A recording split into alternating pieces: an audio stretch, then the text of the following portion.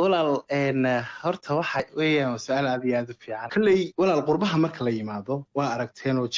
jawigeenni maaha dadka qurbaha jooga way garanayaan timuhu marka ugu hore qofka waxa ugu horeeya daataa rag iyo dumarba waa timaha marka waxa weeyaan climatekeeni iyo cadceedeeni iyo hawadeeni iyo jawigeenni ma haystaan biyaha la isticmaalayo waa biyo kuleyl ku jiro had iyo jeer qabow kuleyl la'aan ma maydhan kartid waana waxa timaha daadiya maadaama waddan qabow joogto maadaama qabow joogto biyo kulul khasbiyan waa inaad ku maydhataa marka biyaha kululna waa waxa ugu horeeya ee timaha dhulka dhiga ee daadiya marka qofkuna markuu fanaan yahay waa muraayad dad dhan iyo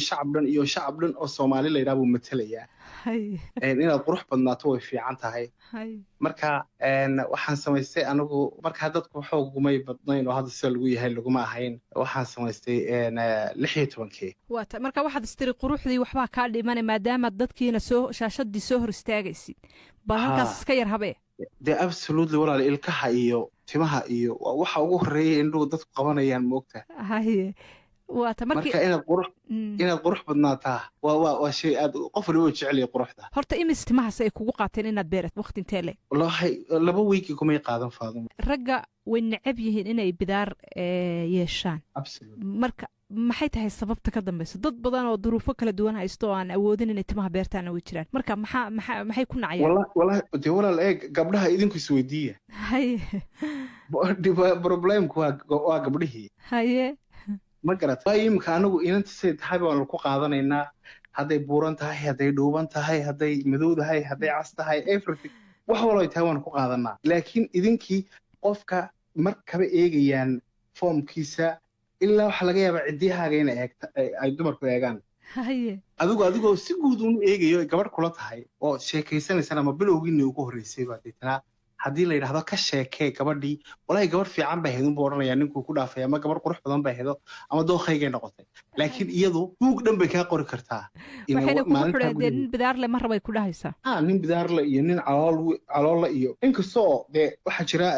walaal waxaan la yidhaahdo timaha markay go'ayaan ma aha age maaha inagu waxaan ku naqaanay had iyo jeer oo aabbayaasheen awowayaasheen ama adeeradeen ama abtiyaaladeen waad aragtaa laakiin ma aha tan qurbaha had iyo jeer wiilasha ku dhacdaa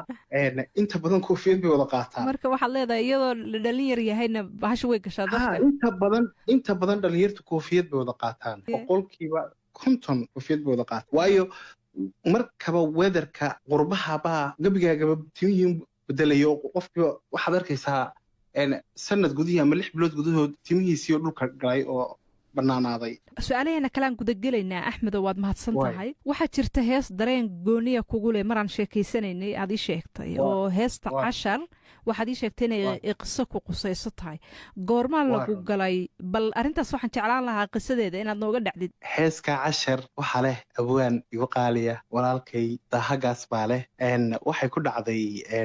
heeskaas waxay ahayd anigoo hargeysa joogaa baa waxay ila joogtay xaaskayga deetana waxaan u nimid abwaankan u nimid meel uu joogay deetana halkii baanu iska fadhiisanay saan u wada hadlaynay ama saan u sheekaysanaynay labadayadii ayuuna kadib wuxuu yidhi axmedow hees baan idiin hayaa maxay tahay cashar hees la yidhaahdo waayo baan ku yidhi abwaan maxaad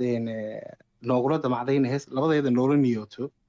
wuxuu yidhi anuu waxaa idinka dhex muuqda training inaad macnuhu heestu marka waxay leedahay xiisa cashaqa abuura nolosha faraxa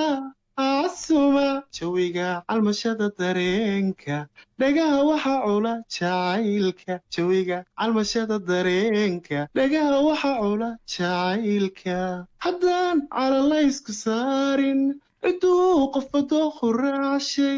miyaan caynkano kaleeto jacaylka cugalayn sideena xumaa dadka cawridooda